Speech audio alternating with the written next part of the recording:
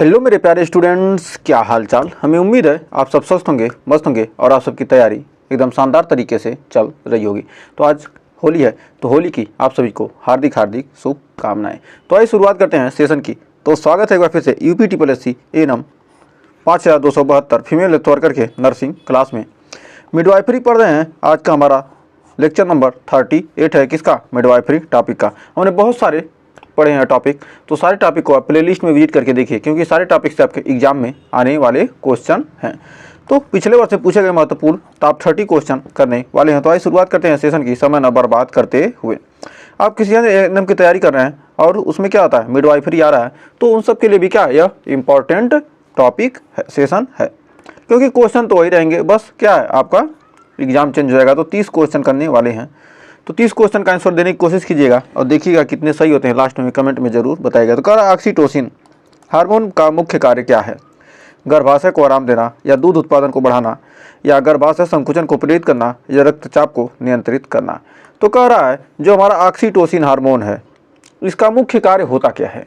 तो इसका मुख्य कार्य है क्या करना? गर्भाशय को संकुचन को क्या करना? प्रेरित करना, कि गर्भाशय क्या हो? संकुचित हो। नेक्स्ट, नवजात शिशु में हाइपोथर्मिया की मुख्य वजह क्या होती है? तो हाइपोथर्मिया की मुख्य वजह होती है क्या? शरीर में पानी की कमी, शिशु का वजन कम होना, वातावरण का अत्यधिक ठंडा होना, उपरोक्त सभी। तो यानी हाइपोथर्मिया की मुख्य वजह होती क्या है? हमारा शरीर में पानी की कमी, शिशु का वजन कम होना और वातावरण में अत्यधिक ठंडा होना। ये सारे कारण क्या है? हाइपोथर्मिया के हैं। Next, haemolytic disease of newborn किस कारण से होती है? माँ और भ्रूण के रक्त समूह असंगत के कारण, या ऑक्सीजन की कमी के कारण, या नवजात में यकृत की असामान्यता के कारण, या संक्रमण के कारण। तो कह रहा haemolytic disease of new born किस कारण से होती है? तो किस कारण से होती है? हमारा माँ और भ्रूण के रक्त समूह में असंगति के कारण, मतलब क्या समूह अलग अलग होने के कारण क्या होता है? Haemolytic disease of new born होता है। नेक्स्ट, गर्भावस्था के दौरान मधुमेह का मुख्य कारण क्या होता है? उच्च रक्तचाप, इंसुलिन प्रतिरोध, लोहे की कमी, या कैल्शियम की अधिकता। तो कह रहा है जो गर्भावस्था के दौरान क्या हमारा मधुमेह यानी गेस्टेशनल डायबिटीज। तो गेस्टेशनल डायबिटीज का मुख्य कारण क्या है? यानी गर्भावस्था के दौरान मधुमेह का मुख्य कारण होता क्या है? तो इंसुलिन का प्रतिरोध, यानी इंसुलिन प्रतिरोध के कारण ऐसा होता है। तो उम्मीद है यहाँ तक कोई डाउट नहीं होगा। तो बढ़ते हैं आगे। कह रहा एपिजियोटॉमी किस स्थिति में की जाती है? प्रीमेच्योर डिलीवरी में, या भ्रूण की असामान्यता होने पर, सिजेरियन सेक्शन के दौरान, या सामान्य प्रसव के दौरान योनि को फैलाने के लिए। तो कह रहा एपिजियोटॉमी किस स्थिति में की जाती है? तो एपिजियोटॉमी किस स्थिति में की जाती है? तो हमारा राइट आंसर है ऑप्शन नंबर डी, सामान्य प्रसव के दौरान योनि को फैलाने के लिए। तो एपिजियोटॉमी की जाती है। नेक्स्ट, कह रहा गर्भावस्था में फॉलिक एसिड की कमी से कौन सा दोष हो सकता है? Anaemia, neural tube defect, NTD, या हाइपोकैल्सीमिया, या हृदय रोग। तो कह रहा गर्भावस्था में फॉलिक एसिड की कमी से कौन सा दोष हो सकता है? गर्भावस्था में फॉलिक एसिड की कमी से कौन सा दोष होगा? हमारा राइट आंसर हो जाएगा न्यूरल ट्यूब डिफेक्ट, यानी ऑप्शन नंबर बी हो जाएगा सही। तो उम्मीद है यहाँ तक आपको कोई डाउट नहीं होगा। तो बढ़ते हैं आगे। अगला क्वेश्चन कह रहा है नाल परिसज्जा प्लेसेंटल एब्रप्शन का सबसे बड़ा कारण क्यों हो सकता है? क्या हो सकता है? उच्च रक्तचाप, या गर्भावस्था में अत्यधिक चलना, या लोहे की कमी, या अधिक पानी पीना। तो कह रहा नाल परिसज्जा यानी प्लेसेंटल एब्रप्शन का सबसे बड़ा कारण क्या हो सकता है? तो हमारा हो जाएगा हाई ब्लड प्रेशर, यानी उच्च रक्तचाप। नेक्स्ट, कह रहा सामान्य नवजात शिशु नॉर्मल न्यूबॉर्न का सामान्य श्वसन दर कितनी होती है? 12 से 18, 20 से 30, 30 से 60, या 70 से 90 प्रति मिनट। तो सामान्य जो नवजात शिशु है, जो हमारा सामान्य नवजात यानी नॉर्मल न्यूबॉर्न, मतलब नॉर्मल जिसकी बच्चे की क्या नॉर्मल डिलीवरी हुई हो, उसकी सामान्य श्वसन दर कितनी होती है? तो हमारा राइट आंसर हो जाएगा 30 से 60 प्रति मिनट, यानी ऑप्शन नंबर सी हो जाएगा सही। तो बढ़ते हैं आगे। तो देखिए अगला क्वेश्चन क्या कर रहा है? कर गर्भवती महिला के लिए कैल्शियम की दैनिक आवश्यकता कितनी होती है?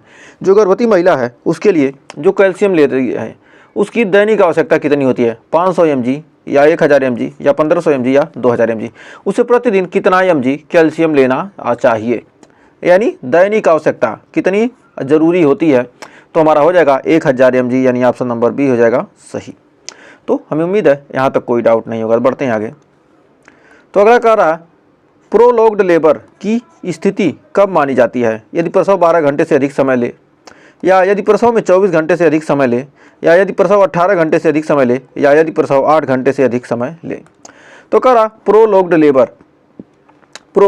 लेबर की स्थिति कब मानी जाती है?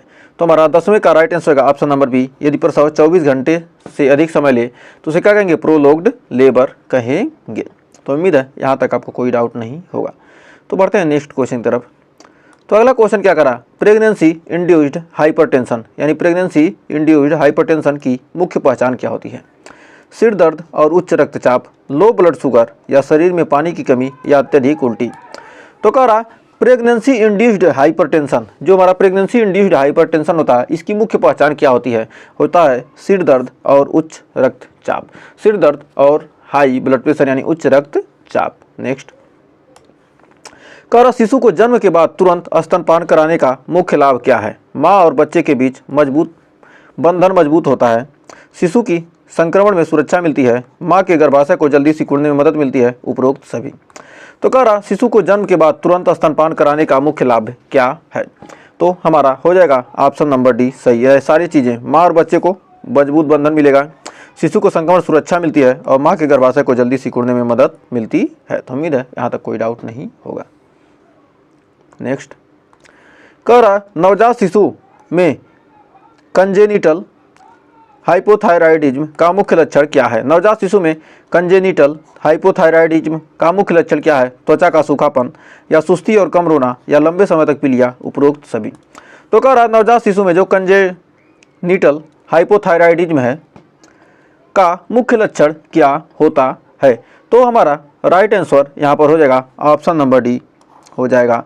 त्वचा का क्या होना? सूखापन, सुस्ती और कम रोना, और लंबे समय तक पीलिया। ये सब क्या है? कंजेनिटल हाइपोथायराइडिज्म के क्या है? मुख्य लक्षण है। तो उम्मीद है यहाँ तक कोई डाउट नहीं होगा। तो बढ़ते हैं आगे।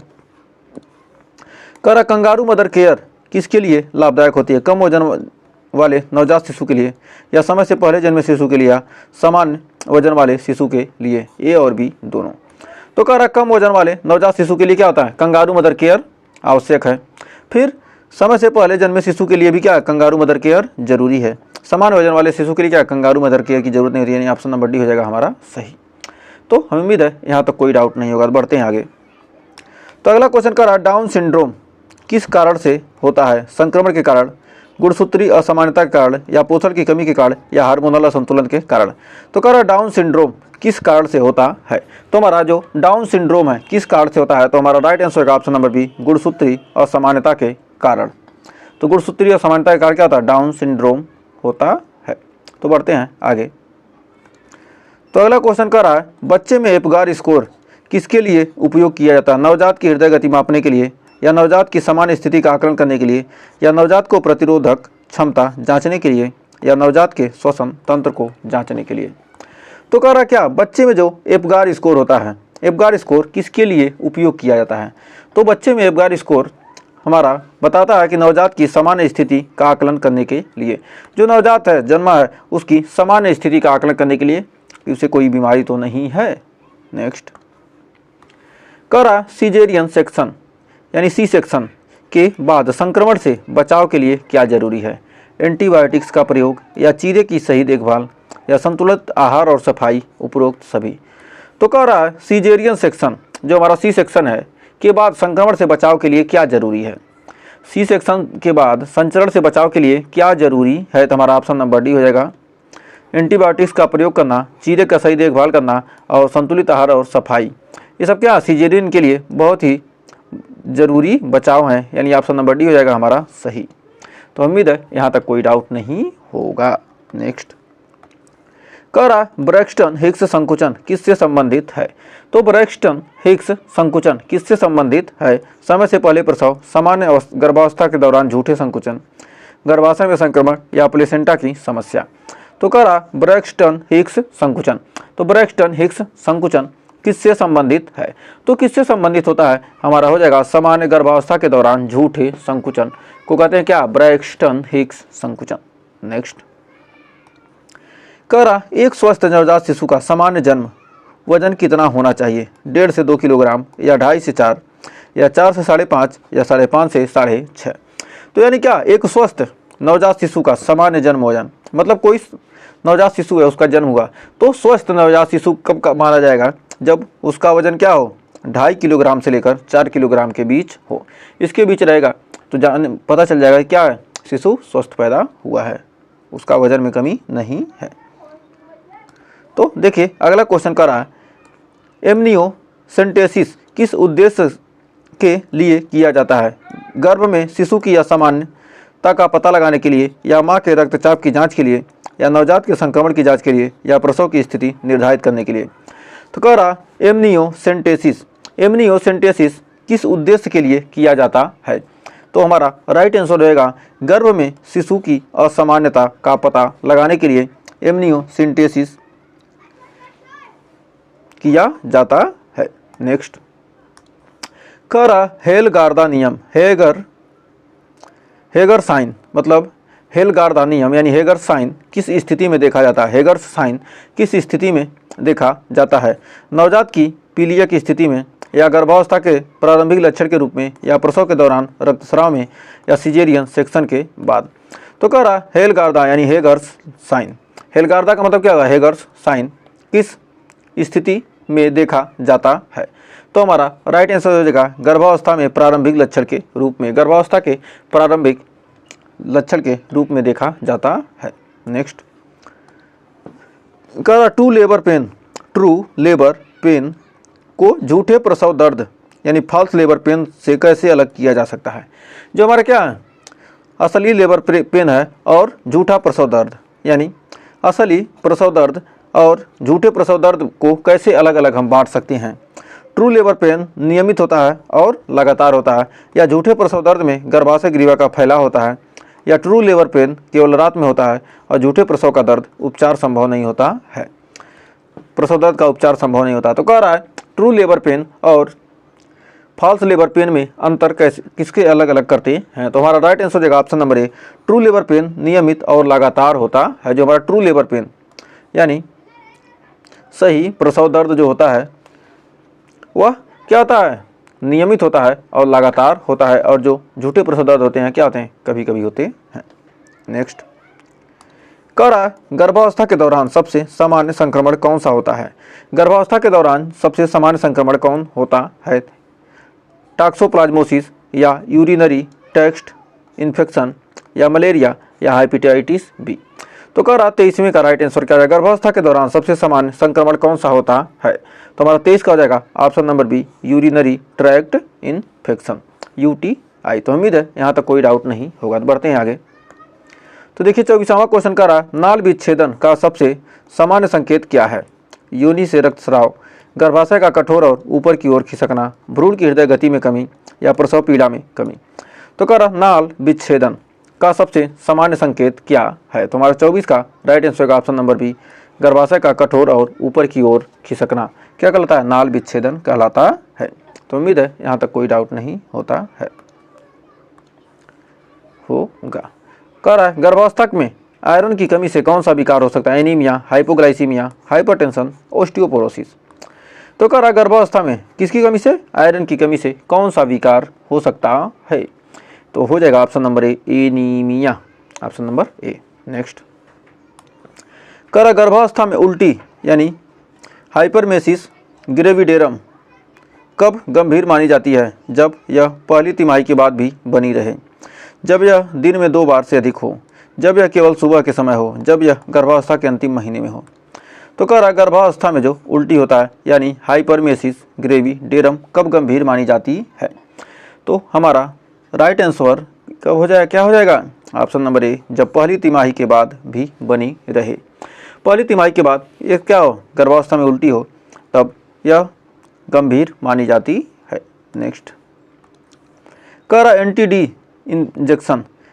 इंजेक्शन कब दिया जाता है, RH सकारात्मक माँ को, या RH निगेटिव माँ को जिसका भ्रूण RH पॉजिटिव हो, या केवल तब जब भ्रूण RH क्या हो, निगेटिव हो, जब माँ को गर्भावस्था में उच्च रक्तचाप हो।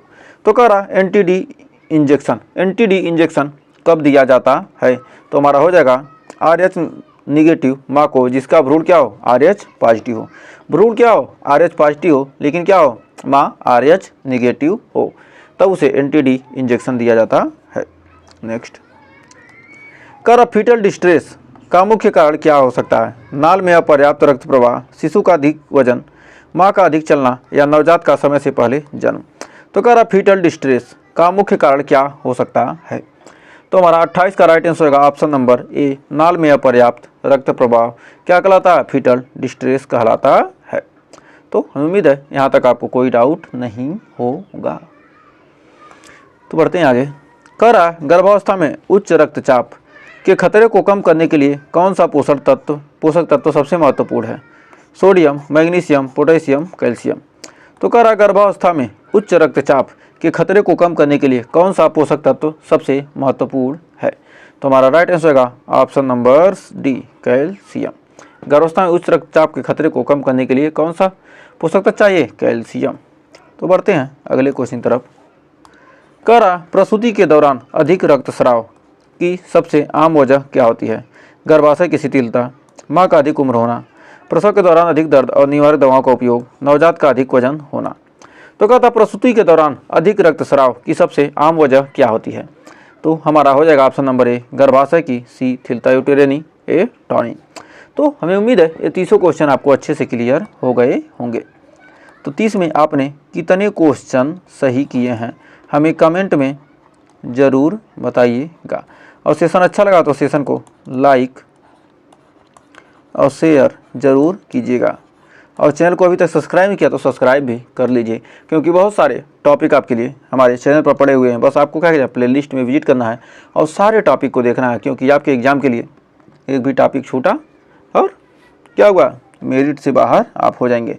तो क्या करना है, यदि आपको सिलेक्शन लेना है तो सारे टॉपिक को प्लीज़ विजिट करके देख लीजिए। हमारे प्लेलिस्ट में आपको हर टॉपिक का अलग अलग प्लेलिस्ट बनाया गया है, सिर्फ एएनएम के लिए एकदम शानदार तरीके से सेशन चल ही रहा है। डेली आपको 30 क्वेश्चन मिल रहे हैं, डेली 30 क्वेश्चन, महीने के 900 क्वेश्चन, 2 महीने में 2000 क्वेश्चन, मान के चलिए 5000 क्वेश्चन हमने लगभग करा चुके हैं। तो यदि आपने देखा नहीं तो सारे को प्लेलिस्ट में विजिट करके क्वेश्चन को देखिए और पढ़िए और सिलेक्शन लीजिए। तो मिलेंगे नेक्स्ट वीडियो में कुछ और क्वेश्चन के साथ, कुछ और टॉपिक के साथ। तब तक के लिए टेक केयर।